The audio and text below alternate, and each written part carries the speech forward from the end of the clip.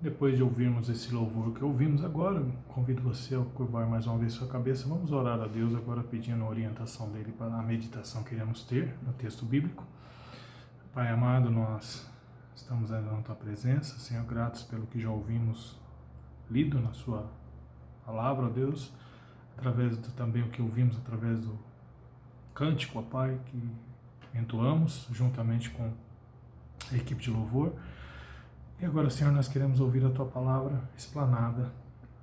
Então, que o Senhor possa permitir, ó Deus, que nós a ouçamos lida e também que nós possamos entender, ó Deus, a mensagem que ela tem para nós nessa noite, Senhor. Essa é a nossa oração, em nome de Jesus. Convido você, então, agora a abrir mais uma vez a sua Bíblia, agora, ainda no Evangelho de Mateus, no capítulo de número 18, né? Nós vamos a partir do verso de número 21 até o verso de número 33. Né? São duas perícopes pequenas aí que nós temos. Uma com dois versículos, 21 e 22, e a outra do 23 até o 33. Ao meio até o 35. Eu falei 33, mas é até o 35, tá?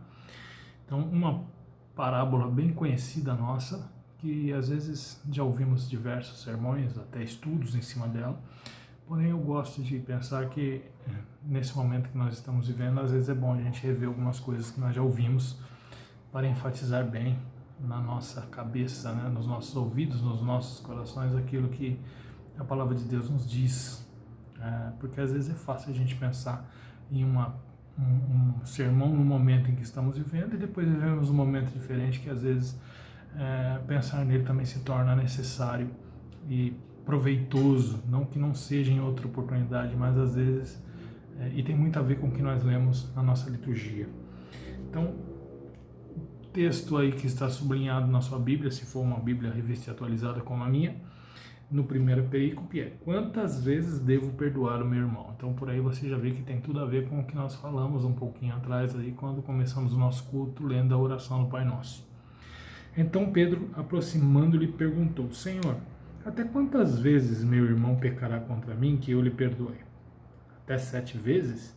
Respondeu-lhe Jesus: Não te digo até 7 vezes, mas até 70 vezes 7. Convém que nós paremos aqui um pouquinho antes de darmos sequência ao que nós vamos ler na sequência, que é a parábola do credor incompassivo, para nós pensarmos algumas coisinhas que às vezes nós temos a mesma atitude de Pedro quando vamos questionar a Deus: até quantas vezes eu devo perdoar meu irmão que tem pecado contra mim? Até quantas vezes eu tenho que perdoar e aceitar? Vamos tirar a palavra aceitar, né? Porque aceitar é difícil. Perdoar é pior ainda, né? Mas vamos tirar a palavra aceitar. Mas quantas vezes eu devo perdoar o meu irmão que tem cometido alguma coisa contra mim? Porque às vezes ele cometeu uma vez, eu perdoei, cometeu a segunda, eu perdoei, a terceira. Então o apóstolo Pedro aqui, ele faz uma pergunta para Jesus, já vindo com uma resposta. O apóstolo Pedro questiona Jesus: quantas vezes eu devo perdoar o meu irmão? Aquele que pecou contra mim, né? Versículo 21. Até quantas vezes, Senhor, até quantas vezes meu irmão pecará contra mim que eu lhe perdoe? Até 7 vezes? Veja que Pedro ele está usando aqui de uma resposta que ele poderia estar pensando: cara, eu sou bom nisso, né? Perdoar 7 vezes uma pessoa. Às vezes perdoar a pessoa uma vez já é difícil, 2 então, misericórdia. Existe um ditado que diz que um é bom, 2 é pouco e 3 é demais, mas e 7? Então eu vou falar para Jesus logo que eu vou perdoar 7 vezes, porque ele vai ver que eu sou uma pessoa que leva a sério essa questão do perdão. Mas aí Jesus dá meio que um banho de água fria nele, né? Na sequência, no versículo 22, respondeu-lhe Jesus: Não te digo até 7 vezes, mas 70 vezes 7. Quando nós começamos a estudar um pouco a palavra de Deus, nós vemos que existem algumas coisas que a gente não se atenta muito na leitura, mas que são interessantes. Por exemplo, tem uma numerologia na Bíblia que tem um sentido, alguns números na Bíblia. Por exemplo, você vê muito número 7, muito número 10, número 12, né? E quando a gente estuda um pouquinho, a gente vai para alguns comentários, a gente vê que os comentaristas dizem que são dois números perfeitos aqui que Jesus se utiliza, um deles que o próprio Pedro se utilizou, ao dizer que deve perdoar 7 vezes o seu irmão, e outro é o número 10, porque Jesus multiplica o 7 de Pedro por um 10, né? Se a gente for tentar falar um pouquinho a respeito desses números, a gente vê que, por exemplo, 7 são os dias que Deus trabalhou, né? 6 dias trabalhou, 7 dias foram a criação, né? No 7º dia descansou. Tem outras situações também que a gente vê o número 7. O número 10, temos aí os 10 mandamentos. Então, apenas fazendo uma alusão aos irmãos para dizer que, por que a gente está tentando justificar aqui como 2 números perfeitos dentro da Bíblia, né? Porque se foram utilizados aí em muitos momentos dentro da Bíblia para nos trazer algumas lições. Então Pedro se utiliza de 7, Jesus vai lá e multiplica isso por 10. Tá bom, hein, Pedro? Então, se você acha que você é bom em poder perdoar o seu irmão 7 vezes, então vou te falar uma coisa: multiplique isso por 10, 70 vezes 7. Porém, a ideia de Jesus aqui não era apenas 490 vezes, que já não é fácil, né? 7 vezes 7 é isso? 49, né? Então, 490 vezes, se eu estiver errado, aí o professor me corrige depois, tá? Mas 490 vezes você tem que perdoar seu irmão. Jesus estava dando a ideia aqui de infinito, ou seja, quantas vezes for necessário, você deve perdoar o seu irmão, né? E aí ele se utiliza então da parábola propriamente dita, que é a palavra do Senhor incompassivo, né? Uma parábola bem conhecida nossa, onde ele começa a fazer uma alusão. Quando Jesus usava-se de parábolas, geralmente ele fazia uma alusão ao reino dos céus, porque a nossa vida está intimamente ligada aqui e no céu. Nós vimos hoje pela manhã isso quando nós falamos a respeito da igreja terrena e da igreja celestial, né? Nós vivemos com um pé aqui e outro lá. É o que a gente chama do já e do ainda não, né? Enquanto nós estamos aqui, nós já estamos usufruindo da igreja, do que existe no reino dos céus, porém não com a sua totalidade, que será no momento em que Jesus retornar, né? Na segunda vinda de Jesus. Então Jesus faz essa alusão, né?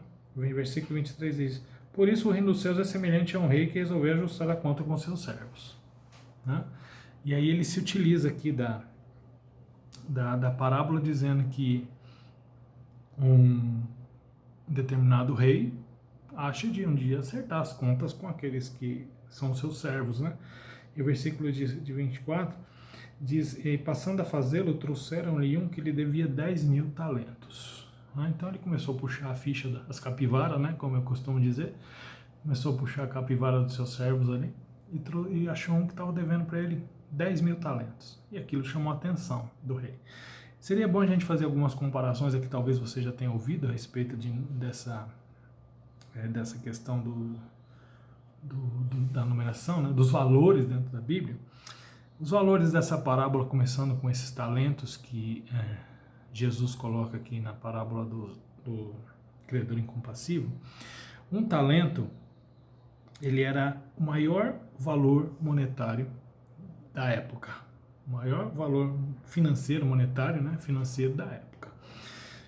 Para os irmãos terem uma ideia, o valor de um talento, ele era mais ou menos como se fosse 100.000 denários.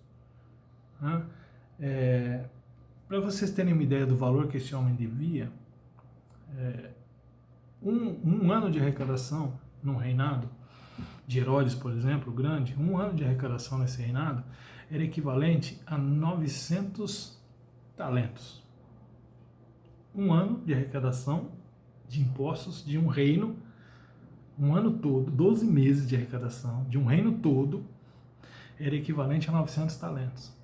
E esse homem, então, a parábola nos diz que ele devia 10.000 talentos. 10.000 talentos era equivalente aí a, se eu não tiver ruim de conta aí, depois os professores me corrijam, 11 anos de arrecadação de um reino inteiro. A parábola não nos diz a respeito de como é que ele chegou nessa dívida, mas ela nos diz que ele devia 10.000 talentos.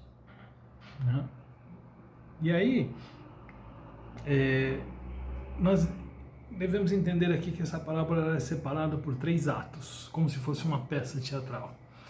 E a nossa vida não é diferente, tá? A nossa vida funciona como se fosse aí uma peça teatral, porque ela é cheia de atos na nossa vida. Momentos que nós passamos, quando nós menos esperamos, muda-se o cenário, baixa-se a cortina, levanta-se a cortina e como se diz, o cenário é totalmente outro, né? Estamos vivendo isso agora, né? Há 4 meses atrás, vamos colocar aí em janeiro, fevereiro, né? Em fevereiro, até quando nós estávamos aí, tivemos o nosso acampamento de carnaval, a vida era outra. Você tinha lá um cenário todo feito dentro daquela realidade que você vivia. Aí se abaixaram-se as cortinas e quando levantaram, o cenário era outro. Então aqui nós temos o primeiro ato dessa cena, né? Que é aqui o primeiro ato desse drama, quando esse servo, né, que o Senhor vai buscar dentro dos seus relatórios, ele vê que existia um que lhe devia muito, chega até o rei, né? E o versículo 25 diz assim: não tendo ele, porém, com o que pagar, ordenou o Senhor que fosse vendido ele, a mulher, os filhos e tudo que ele possuía e que a dívida fosse paga. Ele até estava colocando um preço possível de ser pago, né? Esse senhor estava colocando um preço possível de ser pago a esse seu servo, que era um preço duro, caro, né? Como eu disse aí, 11 anos de arrecadação de impostos de um reino todo, né? Então ele coloca lá um valor. Então você não tem como pagar, então nós vamos fazer o seguinte: vamos vender a sua família toda, né? Todo mundo vai passar a ser escravo meu agora, vai ser minha propriedade, tudo que você tem, e aí a gente vai pagar a sua dívida, né? Então começa o drama desse servo. Porém, a gente vê que no versículo de número 26, na realidade no 25, né, ele escuta o veredito a respeito daquilo que era a sua dívida. Ele escuta o veredito a respeito daquilo que ele devia para aquele seu senhor. E vamos aí fazendo um paralelo, tá? Na nossa cabeça a respeito do que nós devemos para Deus, tá? A ideia da parábola é essa, né? No final a gente vai chegar a essa conclusão. Então, se nós parássemos para olhar tudo aquilo que nós devemos para o nosso Deus, se Deus parasse nesse momento e abrisse o livro dele e começasse a puxar a nossa capivara, ele iria nos mostrar que nós temos uma dívida que a gente não tinha como pagar, né? É uma dívida muito grande, né? E aí o texto nos mostra aqui que ele então tem o seu veredito, mas no momento em que ele tem o seu veredito, algo interessante acontece. Esse servo se coloca na presença do seu senhor, né? No versículo de número 26, então o servo, prostrando-se, reverente, rogou: "Sê paciente comigo e tudo te pagarei." Ele está pedindo paciência ao seu senhor, porque ele sabe que esse senhor é muito mais poderoso do que ele. Ele pode ser um servo que tem lá seu cargo dentro do reinado, alguém que provavelmente tinha um bom cargo, porque para o cara ficar devendo 10 mil talentos é porque o negócio lá ele mexia com muito dinheiro, né? Então ele tem lá uma posição, ele se coloca na presença do seu senhor pedindo misericórdia, né? Ele não pede perdão. Ele fala: eu vou pagar o que eu devo. Então o servo, prostrando-se reverente, rogou: "Sê paciente comigo e tudo eu te pagarei." Né? Paciência, tem misericórdia, me dá um tempo e eu vou te pagar. Como se na nossa vida espiritual a gente tivesse condições de falar para Deus, né? Dá um tempo, Senhor, que eu vou pagar tudo que eu devo para o Senhor. Né? Mas o que me chama a atenção aqui nessa parábola é que ele não pede perdão, ele pede paciência, ele pede misericórdia. Mas o versículo 27 vai mostrar que ele teve mais do que ele pediu. Versículo 27 diz: o senhor daquele servo, compadecendo-se, mandou embora e perdoou-lhe a dívida. Não cobrou nada, não foi preciso pagar com a vida vendendo mulher, filhos e tudo, propriedade, tudo que ele tinha. Ele simplesmente perdoou a dívida. Ele simplesmente perdoou e chegou para ele e falou assim: olha, vai embora, você não me deve mais nada. Se você começa a olhar um pouquinho para a sua vida espiritual, lembrando, né, eu gosto muito, os irmãos já devem estar até cansados de ouvir eu falar a respeito de Efésios, mas Efésios 2, quando diz que nós estávamos mortos nos nossos delitos e pecados, e pela graça, né, Deus nos salvou, né, nos deu vida, nós não pagamos nada para Deus para Ele nos perdoar. Né? Ele simplesmente usa de misericórdia conosco. Ele se usou de misericórdia conosco e nos perdoou. Semelhante ao que o Senhor fez com esse servo aqui no versículo de número 27. Né? Ele pede misericórdia e o seu Senhor, sendo misericordioso, olhando o seu coração, vendo que ele tinha a intenção de pagar aquilo que ele devia, o seu Senhor então vai e lhe perdoa os seus pecados, né? As suas dívidas. Né? Perdoa toda a dívida que ele tinha, uma dívida de que 11 anos de arrecadação de um reinado. É muito dinheiro, muito dinheiro. É muita coisa que esse homem devia. Né? Então aqui nós temos o primeiro ato, o primeiro cenário dessa história, desse drama, né? Na vida desse servo.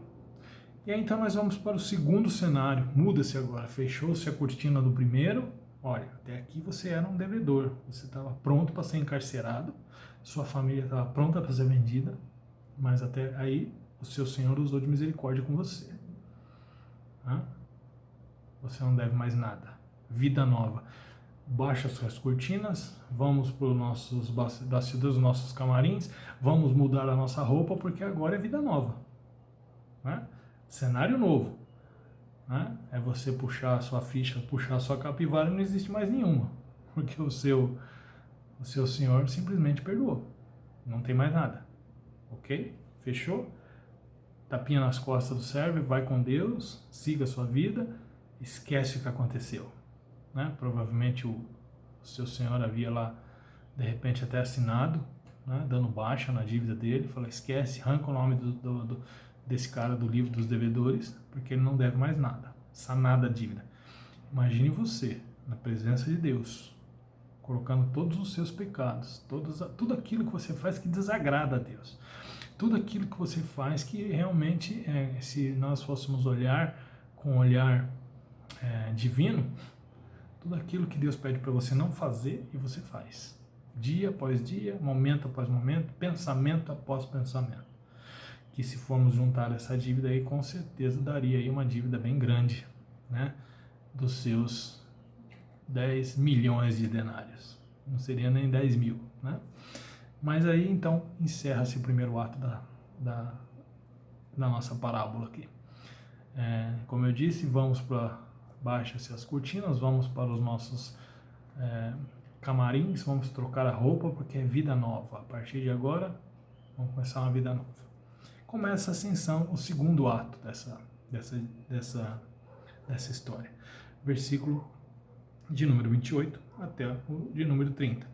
Saindo, porém, aquele servo, encontrou um dos seus conservos que lhe devia 100 denários e, agarrando-o, o sufocava, dizendo, paga-me o que me deves. Então o seu conservo, caindo-lhe aos pés, implorava, sê paciente comigo e te pagarei. Ele, entretanto, não quis, antes indo, lançou na prisão até que se saldasse a dívida. Novo cenário. Não sou mais servo, agora eu sou senhor. Primeiro cenário, meu senhor, eu servo, devendo, ele me quitou minha dívida, falou, vai, vive em paz, vai viver sua vida. Bola para frente, rapaz. Levanta a cabeça, que é importante levantar a cabeça e seguir a sua vida. Agora então eu sou o Senhor. Aqui diz que saindo, porém, aquele servo encontrou um de seus conservos. Então alguém que ele era um senhor em relação àquela pessoa que ele encontrou. E aí nós vemos um outro numerário aqui, né? Um outro numerário que é muito interessante. É denário. E aí é bom a gente também enfatizar a questão do denário. Um denário era igual a um dia de trabalho. Então eu fiz uma conta básica aqui. É um trabalhador que ganha hoje 3 mil reais por mês.